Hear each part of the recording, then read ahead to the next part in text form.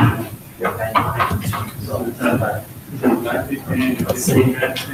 think it's a 10-minute thing. It usually could be used.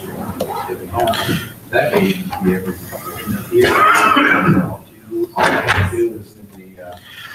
All right, let's go ahead and get started. My name is Sherwin Harris. I guess I never actually said my name earlier, and I apologize for that. But can everybody hear me, or should I put this thing on? What? We can hear you. All right, so we're going to talk about several tools used for Drupal, and then just a little bit of something at the end.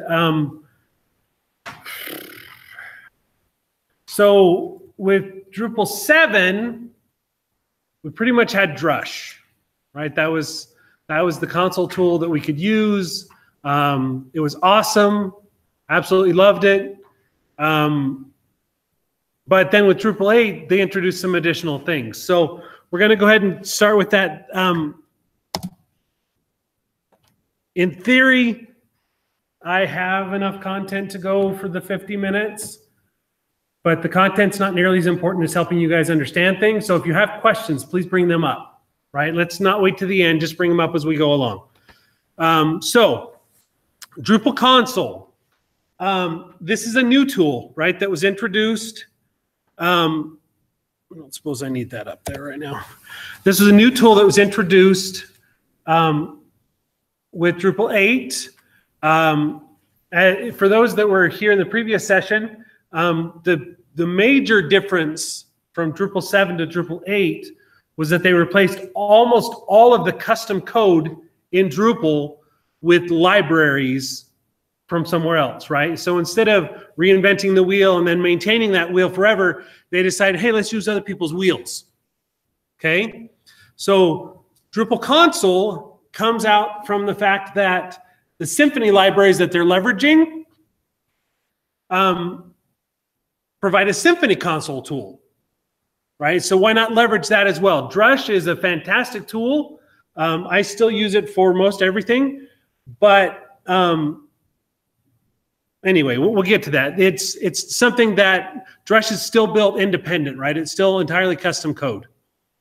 So the main points for DrupalConsole, this link will take you out to their documentation stuff, and we can look at some of that. But the main points are, it's a command line tool to do most things in Drupal, right? And it leverages that Symfony console tool. Things it can do that Drush can't. There's actually commands you can run. So DrupalConsole, you end up symlinking it to just Drupal as a name to execute the file, and then you can actually tell it to create a boilerplate module for you, and it will, or a boilerplate web service, or a boilerplate theme. There's all kinds of stuff that it will just automatically boilerplate up for you. So it's really a useful tool. Here's a link to, create a Drupal 8 module using DrupalConsole. And if we have time and people want to see it, I'm happy to do this as well. But once you've got DrupalConsole installed, and this has got some installation instructions, you run this Drupal. Is it not on that one? No. Okay, so you go into a Drupal site and you run this Drupal generate module, and then it will ask you questions in a wizard type fashion, answer the questions, and it kicks out the code, right? It's not going to be the code that does everything you need it to do, but it's going to be a starting point for any Drupal module, or a Drupal web service, or an extendable theme. There's just all kinds of stuff that you can leverage from doing that, okay? And then this link also goes over what you get out of it, right? So then you can also install the module, and you can generate controllers, and you can put in paths, and it's very full-featured, okay? So the question, will it replace Drush? Yeah, they don't know. Originally, the plan was, as soon as it came out, they were like, well, If we're going to replace all the custom code in Drupal, we might as well replace the custom tools too. And DrupalConsole does pretty much everything that Drush does, but people have been using Drush for a while. And we don't tend to give up our tools unless they're taken away from us. So Drush.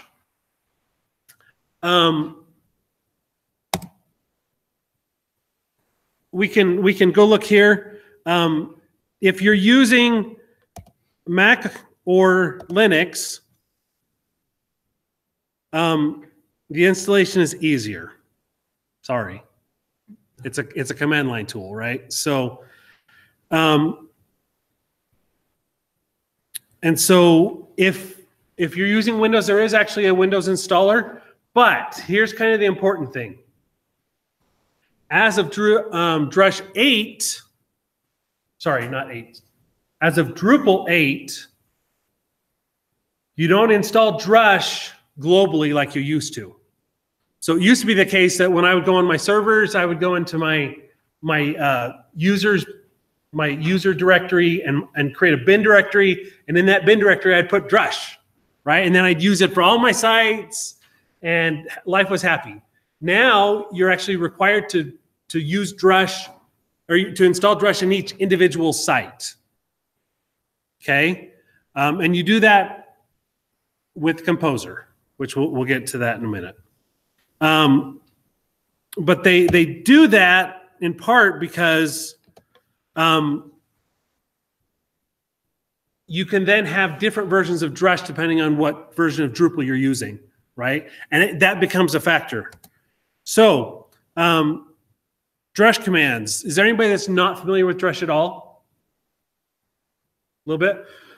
So the way that I like to do Drush, well, let's go look at the Drush commands. This is an incredibly intimidating page. So now, on the upside, this drushcommands.com gives you all the possibilities that aren't based on another module that installs additional Drush possibilities, right? So this is all the stuff that kind of comes out of Drush.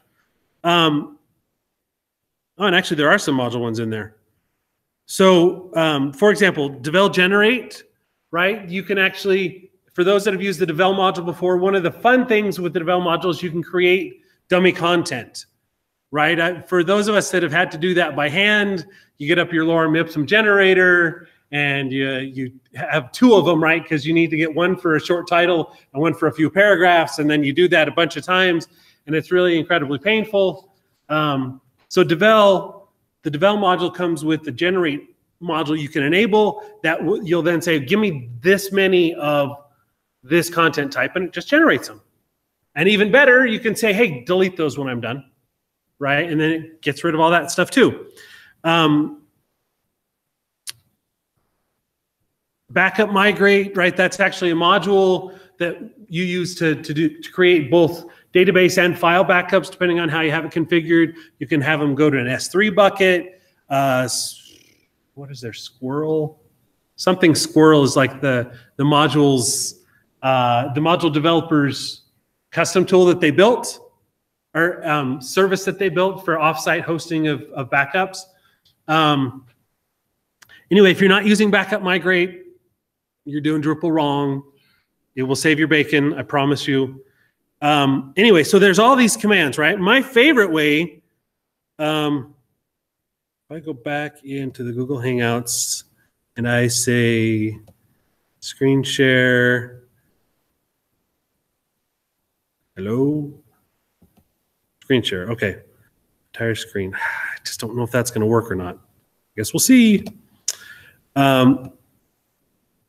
And it kind of looks like it's not working. Yep. All right. Let's try that again.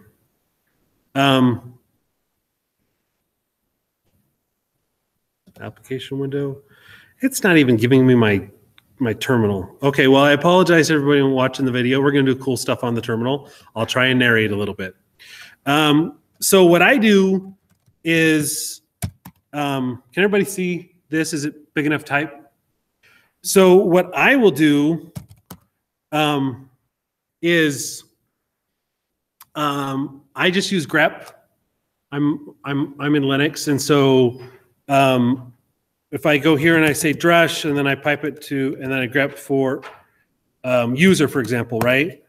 Then I can see all the functions that I can do with Drush that have user in them, right? So, for example, and unfortunately, since I get handed Drupal projects that I have no access to on a fairly regular basis, I use I use user create a lot, right? Where I go in because I can get access to the server. They're more than happy to give me access to the server, but they don't create my account. And so I get onto the server and then I say Drush UCRT, which is the shortcut for user create. And then, you know, one of the things that's nice too about Drush is I can say Drush help and then UCRT, and it will say, oh, well, for that, right? For that, here's what you need, right? So Drush UCRT, the new username -- mail equals, and the email address in quotes -- password equals, and the password in quotes, right? And now I have a user on the system, and at this point, I'm the only one that knows that, but I'm also going to make myself an admin in just a second, right? So I do I'll do the Drush help URL, and I say okay, and then I say crap. I don't know what the roles are. So I'm going to go ahead and just go in. Well, that was inconsiderate.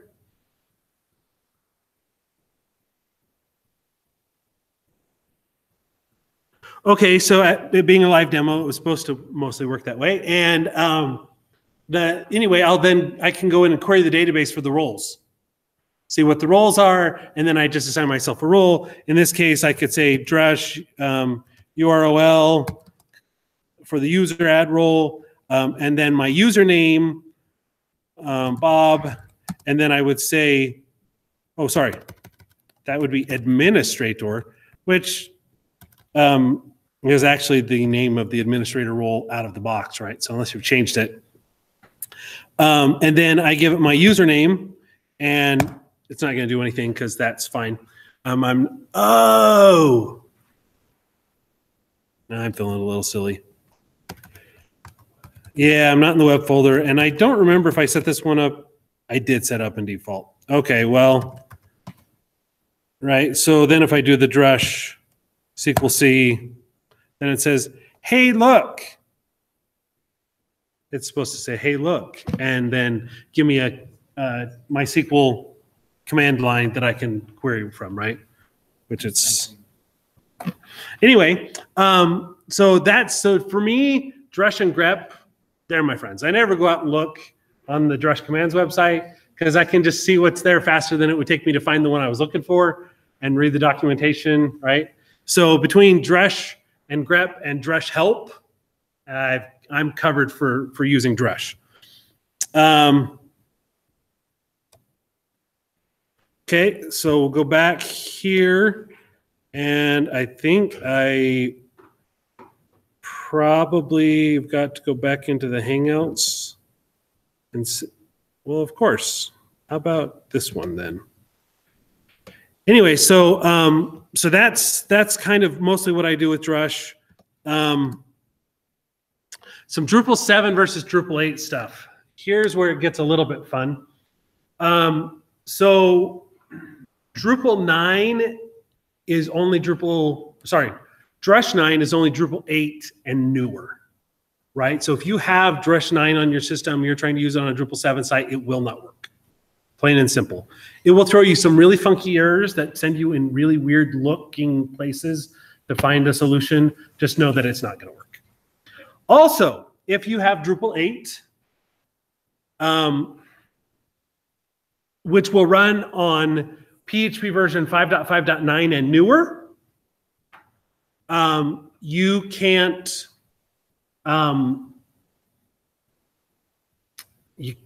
use Drush 9 because Drush 9 requires PHP 5.6.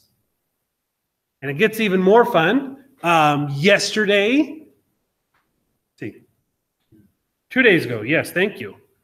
I'm like, no, I wasn't right. Anyway, so 2 days ago, Drupal 8.5 was released, the official release. Super nice. It's got some really great functionality that will not work on my shared hosting because I have PHP 5.5.13 and it requires Drush 9, which requires PHP 5.6. So, Drush 7, Drush with Drupal 7, you can download and enable modules and themes. Yeah. Any reason not to later versions? No. As of 8.5, so officially as of Wednesday, they officially support PHP 7.2, which is the newest version, right? I've been running Drupal 8 versions on 7.2 for a while, and it's been fine. But they officially say, okay, we've got all the bugs worked out, no more bugs as of 8.5. But no, there is no compelling reason. For me, it has more to do with the fact that I paid for 3 years of my shared hosting. I'm not up to that yet, and they're not in any kind of a rush to help me get updated. So anyway, no, there's absolutely no reason to not go to the newest version of PHP. So with Drush and Drupal 7, feel comfortable doing anything, right? I've used Drush 8.1.15, which I think is the latest Drush version of 8. With my Drupal 7 sites, it works flawless. I don't have any issues at all, unless I'm not in the proper site folder so that it doesn't know how to connect to stuff, and then I have issues. But that's more user error. As far as Drush and Drupal 8, do not download modules. And here's the reason. When they migrated, so I'll cover how you will get them, right? It's not complicated. It's just Drush isn't the way to do it anymore. And the reason for that is a lot of Drupal 8 modules are now leveraging PHP libraries, right, to do their stuff. So for example, if there are any Java users out there, Apache Commons was the default standard if you were going to create an HTTP client, right? If you need to post stuff to a website or get stuff from a website, then you use Apache Commons, and that was just the way you did it because it was the best tool out there it was the standard, right? With Drupal 8 and integrating all of the new libraries, all the external PHP libraries into using in your modules and your themes and everything else, now those come with dependencies, right? So let's say, for example, that I'm wanting to write a screen scraper, right, that's going to go out and grab whatever pages out there and scrape it in and make it look like it's coming from my site. Then I don't want to do that all in custom code. And with Drupal 8, I don't have to anymore, right? So I leverage the Guzzle HTTP client, which is the standard, and it's actually included in Drupal 8 anyway, so I can just leverage what's already there. But if there are some additional libraries, then I'm just going to include them, right? I'm not going to say, oh, so I'll use them on my system, but I'm not going to package all those up to put with my module because you could have them already on your system, right? You could already be using them. You don't need to have 10 copies of the same thing. So then with Composer, we did some Drush examples already. Okay, so Composer, that's really where we're at right now. So Composer, there's some really nice. Do I have it on? I think I do. Anyway, so there's people who are like, garbage. We're on 3 tools already. I used to just use Drush, and I was happy with just one. Now you're telling me there's 3 that I have to use. And the answer to that is no, you don't have to use all 3, right? Although Composer is becoming more and more required. But Composer, what Composer does is it just does dependency management. Say just, but they've also leveraged it to do some other things that are pretty cool too. And I'll show you a couple of those. But the whole point is to say, my I know that my module that you're downloading right now works fine with CTools 1.2 and views that are in core up to 8.3, but I don't know if it works anything more than that, right? I don't know. So I'm going to lock. There's a composer.lock file, right, that I'll put in my package that says this is what I can use, right? I know these work. Do I know that the ones after them don't work? No. They're going to be releasing new versions all the time. But if you use the stuff that I tell you is okay to use, you're going to be fine, right? Well, Composer then, when I say Composer require, which is how I tell it to add in a new library or a new module or a new theme, it's going to say, okay, well, what stuff do you already have? Oh, well, then I'll get these versions because they're compatible with what you have. Right? So the possibility of breaking your site because you downloaded a module, is there anybody that hasn't broken a site because you downloaded a new module before? Okay. So that's supposed to go away. That's not supposed to be something you're running into anymore. Unfortunately, it's still there. I did it just the other day. But yeah. As part of this, can you go over the Composer file or directory that's... Absolutely. Absolutely. Okay, so here's their link. It's getcomposer.org is their main website, the documentation. Again, it's much more complicated in Windows to do it than it is in Linux or a Mac. And unfortunately, your mileage is also going to vary even once you've got it. How do we use it? So this is my favorite. And while this is coming up, we'll talk a little bit about this site. So Packagist is the library repository, right? And it's not just for Drupal. It's for all the libraries that Composer automatically supports, right? So Composer, the client, knows inherently to go check for a package at packagist.org. It just knows that. You don't have to set anything else up. The cool thing is you can if you need to.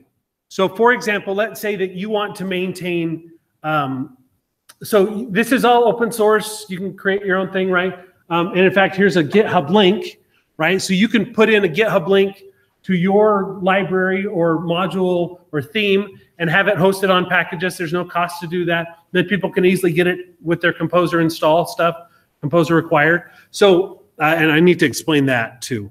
So Composer require adds packages to my composer.json file, which is my list of packages I'm using. That also has repositories in there. It has other dependencies, how everything ties together. Composer install, the command Composer require, so I do Composer require, and then,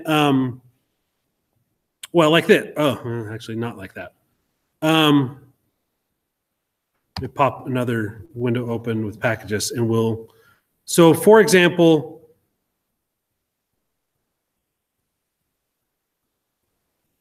let's look for Guzzle. So here's the Guzzle client, and to install Guzzle HTTP and then use it, or to get it into my library of stuff that I can then reference in my code, I just say Composer require Guzzle HTTP Guzzle, like that. And now it's in my installation and I can use it. Another thing that was introduced with the concept of Composer is the concept of auto-loading, right? So for those of us that have been doing PHP programming for a while, there's the concept of a class path, right? And that's not just PHP, but Java does it too, and right? And that's the thing that says, hey, my libraries need to be somewhere in this list of directories, right? Those of us that have been doing PHP for a while, our first reference in there was usually // In other words, look first where we are and see if you can find it, and then go look at the other places, right? Because we were lazy and then we just put everything in one directory. So this kind of breaks that habit like hardcore, but this is how you just, and then the concept of an autoloader says, hey, since I've loaded all these things into a libraries directory, if they're here, I'll put a reference in a certain place and you can just load all those up and now you're good to go, right? And I don't have to keep track of that. Once I've included the library, I know that I can use it. I don't have to set anything else up to use it, okay? So I said that Composer does, and we'll go back to composer.json and composer.lock in just a second, but I've said that Composer does dependency management. It also does projects now, which is really cool. So this is actually the recommended method for installing Drupal using Composer for Drupal 8, okay? So, and this takes a little while, so I'll start it and come back, but I'm just gonna grab that, go out to my terminal that the people watching the video can't see. And you'll hear some typing noises, people watching the video. That's what's supposed to be happening is typing noises. I'm gonna go ahead and paste that in there. That was a paste noise. And we're gonna go back to the other screen so that we're all in the same place. And then I'll come back and look at that in just a sec, okay? But so this then will create, well, we can look and see, right? So this is gonna create Drupal core 8.5. It's gonna create, or it's gonna grab Drush that is a 9 version. That's what the tilde is. It begins with a 9. Okay. This 8.5 with the, or sorry, did I say tilde? Caret. The caret means it starts with that. So it's going to be starting with a 9. And in fact, and then the Drupal core has a tilde in front of that. That means that it will easily, without requiring, if I do a Composer update, which we'll go out and check to see if my libraries have got new versions out there, then in this case, it would say, okay, well, is there what's the newest version of 8.5 you've got? I have an 8.5.3. Great, grab 8.5.3. And then that will pull it in and now your Drupal's updated, right? You're still gonna need to run the database updates, but that's it, your Drupal's updated. And then if it breaks, I can go to a specific version that worked before. Right, so I could do a Composer require Drupal/core 8.4.7 because I knew that worked. Right.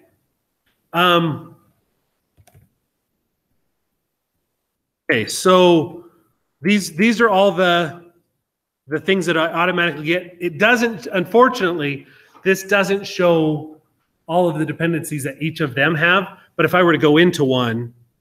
And there's the DrupalConsole, right? That's one of the things we're getting now too. If I were to go into, sure, and look at Composer installers, there's going to be, this is required, right? That wasn't on the list of the other one, but all of the dependencies just go all the way down, right? I don't have to worry about any of that chain. It just gets all rolled up into one. I'm going to bet that that's not. What? Oh. Okay, so since Composer brought it up, I'll mention it.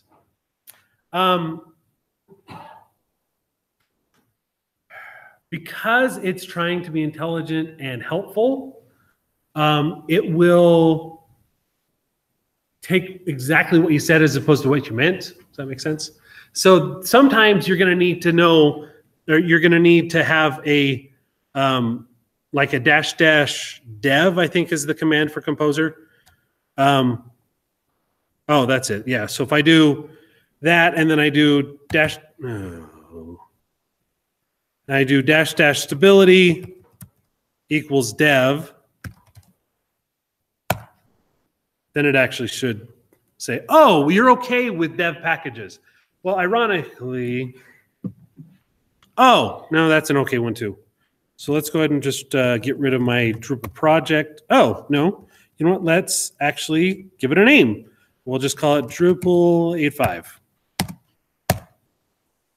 8.5. Yeah, and so now it's going out and getting my stuff, right? And then when this is done, I will have a non-installed but full copy of Drupal 8.5. Right? And then I could go over installation if anybody cares, but it should, but I did have to say that stability dev. Yeah, John.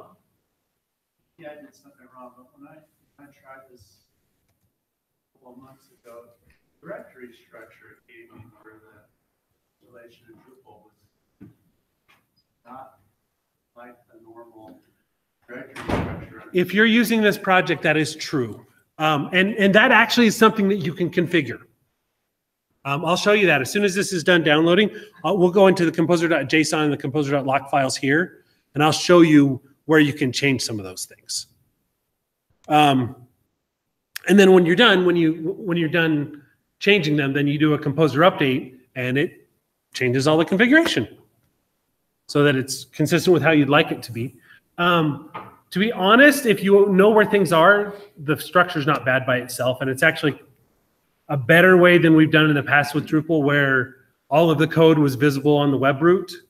Most PHP packages or most PHP libraries and frameworks went away from that a long time ago, and they just exposed the one piece that they need in the web root to the web, so that you're not exposing any code that could be hacked. Right, so that's kind of the point of doing what they did. Did it finish? No, it's getting all the stuff though.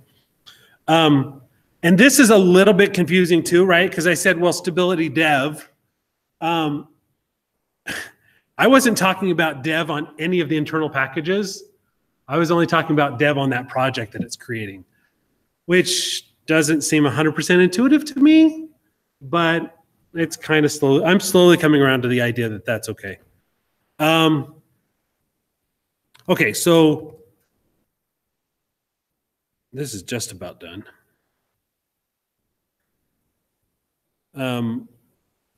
But see, one of the things that's really cool about Drupal now is if you look, right, of this stuff that's on the screen right now, there's nothing that has Drupal / in front of it, right? All of this code is code that they've gotten from other people that they're leveraging that they don't have to maintain anymore.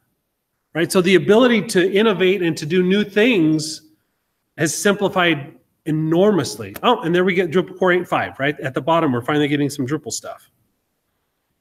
And this is a lot of libraries and things, but it's really... Do you want to remove? Sure, I don't care.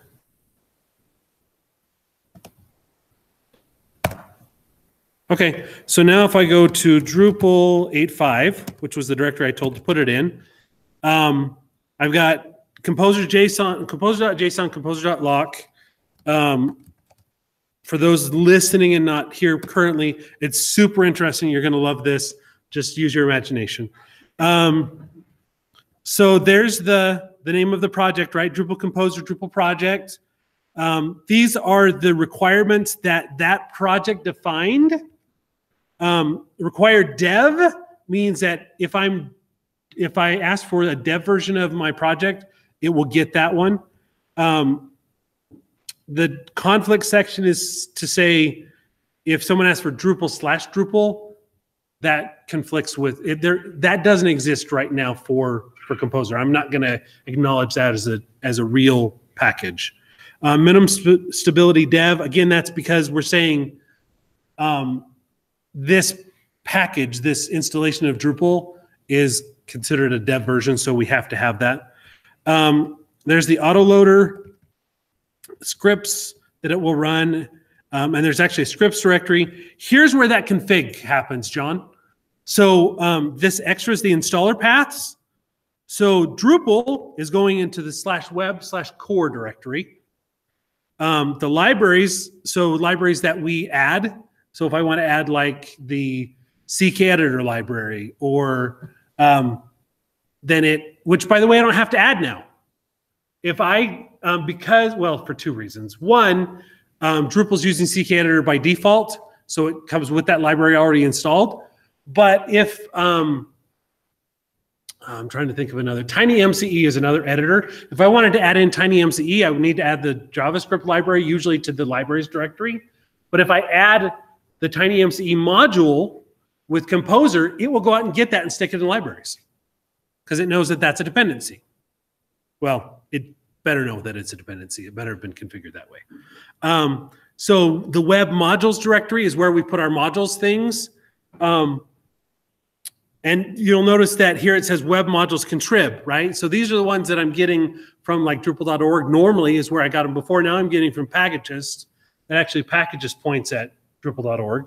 But if I'm getting a new profile, if I'm getting a new theme, these are the directories that they go into. If I'm adding any additions to Drush, it's going to create a Drush contrib directory, right? And that's the composer.json file. Now the composer.json file creates, when you do a composer install, it creates a composer.lock file. What time is it?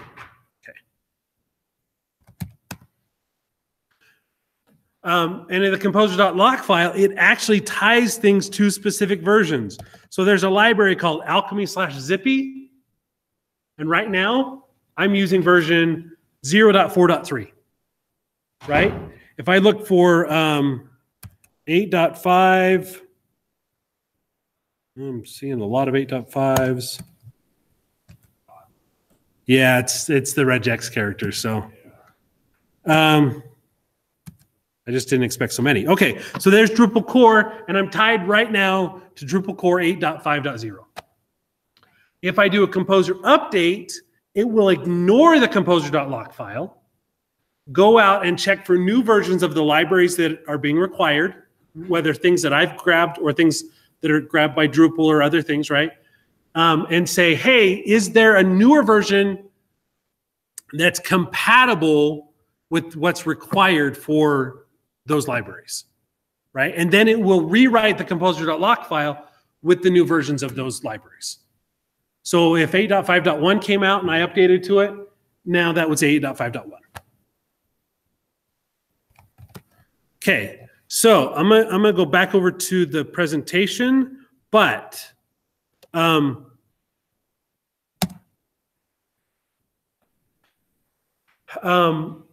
Composer. Other questions? Are there things that people are still confused about with how Composer works or what it is? John? You need if you have multiple sites on your web server using Composer, do you need a separate executable for each one? No, you do not. No, Composer. Also, if you want to update Composer to the newest version of Composer, you do Composer's self-update. And then it goes out and gets the newest version of Composer. So Composer is global for your web server. Correct. Drush is specific to your site. So you can install, so yes. So if you're using the same version of Drush in all of your sites, you can go out and grab the Drush executable and put it in a directory in your path so it will execute, and then use that same one in each of them. But you still have to have Drush in each of the individual sites. Unless you're doing a multi-site, then it's just one for all of those sites, right? John? Okay, let's say I have multiple sites on my server, Mm-hmm. and I want to install a module on one using Composer, but not another site. Is there a syntax that we use to tell it specifically which site we're working with? You have to be in the directory, so you have to be. So if you have multiple sites on your server, You need to be in the specific site directory. Inside of the directory where you want to install that module to run the Composer and to install the module. So you can't run Composer from your from your home directory, for example, and tell it, hey, put the module in this, in this web directory. You have to be in the actual. Just like you would have done with Drush, right? With Drush, if you did it anywhere but the site folder you were in, then it put it in sites all modules or sites all contrib modules. Micah? This is actually also, but it's not really with Drush, but it is with Drush, but not really with Composer. If you're in a multi-site instance of Drupal, this is just because I had to come across this recently. I had to use the -L flag for Drush to be able to say clear the cache for one instance of the Drupal site. So right now I have a default site, and then we're going to be developing an intranet site. They're going to be sharing all the common themes and modules, and so I use the -L flag to say, okay, -L intranet, and then CR to clear or rebuild the cache. Oh, right. I've also had success installing Drush globally for my user, and then I'm using like a lot of the times the Lightning distro Okay. for that, and then in there they usually bring in their own version of Drush, and that version overrides the global version. So when I'm inside the site folder and I do at the basic root of the installation for Drupal, it actually overrides that version of the global version of Drush and uses the local version. Okay, so that's within your specific site. Yeah, that's within the specific site. So I've had that happen too. Okay. Don't know if that's just because I'm. Is this Drupal 7 or 8? This is 8. This is 8. Okay. I skipped 7. How about that? Okay. I went 5, 6, 8. Anyway, but this is just this. I don't know if this is specific to the Lightning distro or this is particularly for Lightning. So you can, if you're on an OS X or a Linux distro, order matters in the path, right? And so Lightning would have put their own Drush first. Yes. And you can change that if you want to, right? But you just have to understand what it is you're doing before you do it so you're not breaking other things. Okay, so Composer. Do you have to use Composer? The answer is you should. Here's some explanation that's a good explanation of why they went to Composer. All the cool kids are using it, so you should be using it. But really, the answer is no. You don't have to use Composer to install all your modules. You can use Drush still to get them, but you're going to have to use Composer to get the dependencies for those modules if they have some. Your Composer is going to have to be on the box for some things, and you will regret not using it because then you don't get the autoloader stuff that happens. And eventually, you're not going to have a choice, except maybe you will, because the Drupal Commerce guys, Commerce guys, have created a tool called Ludwig, right? If you're a Beethoven fan, and it was named after Beethoven because he's a composer. Anyway, so this link would take you to an explanation of how you can do it by using this other module that kind of does it for you, but is mostly not quite all. It's not complete yet. But they recognize the fact that there are some people that having Composer on a server isn't ever going to work for them, right? There is actually another module called Composer Manager that I haven't utilized. JC, have you used it at all? So anyway, it's supposed to handle the Composer dependencies for you too. But in all honesty, I don't know. Sure, I got a yes. question for you. If you're developing a custom module and you don't want to put it out into the public sphere, how do you manage that with Composer? That is an excellent question. So let me, okay, video people, you're not seeing this again. Just understand. So let me go, let me think.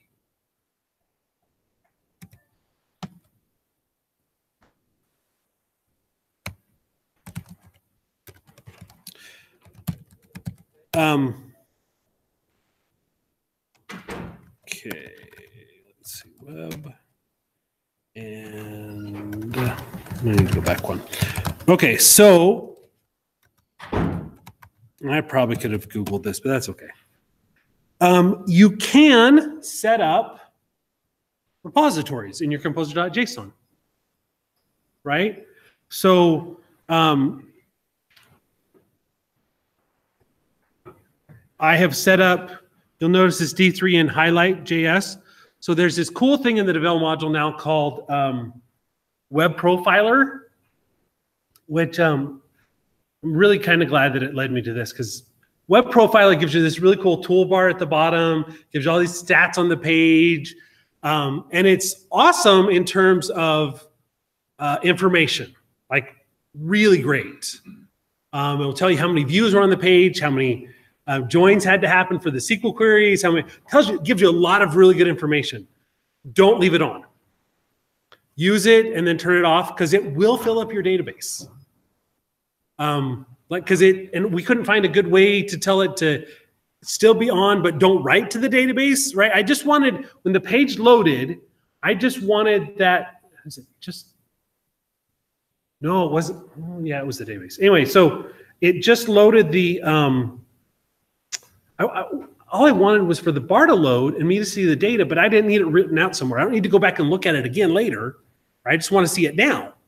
And there, I couldn't find a way to turn that off so that it wasn't writing to the database. And we had, Julie, do you remember how, I think we had like 100 gig on the database or something like that. And we discovered that it was filling up our database when we were trying to migrate the database to another server. And we kept running out of room on the server to do the database dump. And in fact, the database dump would never finish because Web Profiler was writing so much to the database, it was writing faster than the dump could dump it out. We turned it off. I mean, it was so, gosh, I think the zipped up database file that I got one time was like 18 gig. And that was the first time, was 18 gig. But it wasn't complete. It didn't have everything, right? And once it got down to the Web Profiler table, which unfortunately was not the last table in the database, it never finished the rest of the stuff. It ran out of space. And once we and understand in Drupal 8 too that you don't, you can't disable modules, right? You can only uninstall them, right? So once we uninstalled it, that uninstalled the module, or sorry, that deleted the table, and now the database dump was 16 meg, right? So anyway, it's one of those things. But you can add any of these repositories. These two, as it turns out, D3 and Highlight.js, were for libraries that were required for the Web Profiler to work properly, to do cool graphs, which I never even looked at because I was too busy trying to figure out why I was running out of space. So does that answer the question about how you add in? So you can add in any GitHub repo you want in there and then reference it directly, and you can tell it to always pull the master branch if you want, for example, or always pull a specific tag, whatever you want. And then, so you can use Composer then to get to repos that no one else has access to.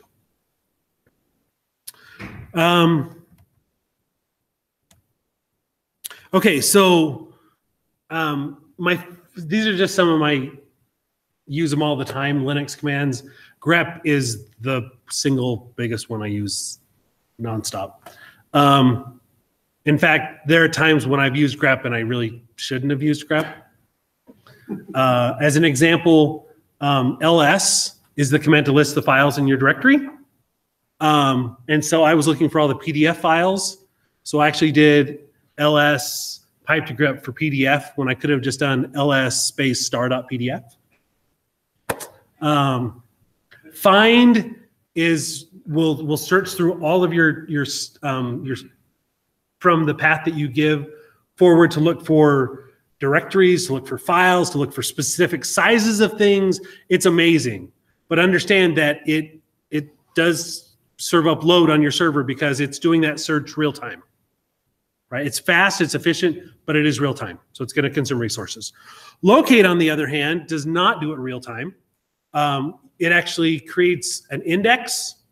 And then when I do locate and a file name, it just searches the index. It's lightning fast, and it uses virtually no resources. df is disk free. So you can see all of your partitions and how much space is taken up, which is how we discovered that we didn't have any space left. du is you can see which directories are actually using how much space, and how much they're using. So one of the ones that I do, there's no reason to do that on the production homepage server, is I'll do du-sk, so that means sort by, size of kilobytes, which is not as useful. If I do a DHS or a -sh, and then I do a star, it will say, okay, well, here's all your stuff, right? And there's 4K and 252K for the lock file, 28K for the Drush directory. You go down and you look at web, and there's 98 meg, right? Vendor is actually the directory where all of your libraries go into. When you do a composer stuff, it goes into vendor. But so there's those. But if I wanted to say, well, if I had a lot of stuff, which in this case I don't, and I want you to sort those for me numerically, then I can see which one's the biggest one, right? So that's what I use DU for. And then really, I mean, any other problem I run into, I generally try to solve it first on the command line and then move on to other things as needed. Okay, questions? Got 7 minutes before we're supposed to be in the atrium to go head over for lunch. So, oh, which reminds me, I need a name tag. Yeah, if you don't have a name tag, make sure you get a name tag. It is your ticket for lunch. And is there anyone in here that, JC, have you eaten at the Cannon Center before? I haven't. I'll just walk. We'll just go over together, but it's all you can eat, right? Go pick whatever it is you want. There are caffeinated drinks in case anybody was concerned. There are not many beards, but there are caffeinated drinks. Just to know, On that, yes. Well, so did the church, actually. Yeah. Hey, could you go over how to use this in a multi-site install? With Composer or with Drush? So with Composer, it was just like JC was saying, you're gonna, if you want to install modules or themes to a specific site, you go in that sites directory, right? So just as a random example, if you were to go into efy.ce.bua.edu and Composer require Drupal / Path Auto, it would put it in a modules directory in that directory. Okay, so then it would be specific to that. To that site. It would only be accessible to that site. Okay, but if you do it in just like the general sites directory. Then it would go into, for Drupal 8, it would go into the modules directory, right? Because those directories now, there's a core, and the other one, modules and themes, are actually yours, right? They're no longer Drupal's. So on each site, there's only one composer.json and one composer.lock. So if you do a composer require in any directory, it will create a composer.json file there.